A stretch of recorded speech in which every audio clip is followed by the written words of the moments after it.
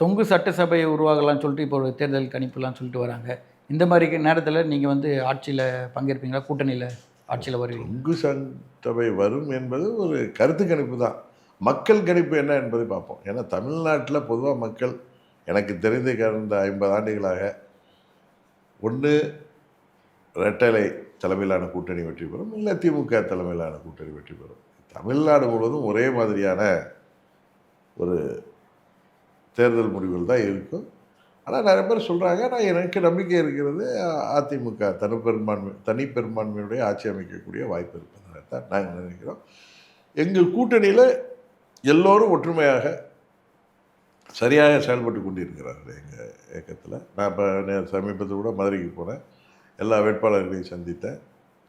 அதுபோல் எல்லாருமே ஒன்றிணைந்து எல்லா கட்சிகளும் கூட்டணி கட்சிகள் சிறப்பாக தேர்தல் பணியை தொடங்கிவிட்டார். கடந்த முறை தேர்தலில் இருந்து உங்கள் தலைமையிலே கூட்டணி அமைச்சிங்க. 160 தொகுதியில் நீங்கள் ஜெயிச்சிங்க, நின்னீங்க, அதுக்கு கூட்டணியும் அமைச்சிங்க. இந்த முறை 11 தொகுதி உங்களுக்கு போதுமானதா? இல்லை, அதாவது நம்ம தனியாக நின்றப்போ 160 170 தொகுதியில் நிற்கிறோம். இப்போ தேமுதிக 60 தொகுதிகள் இது மாதிரி என்னாங்க. பட் இன்றைக்கு அதிமுக பெரிய கட்சி, எங்கள் கட்சியை விட.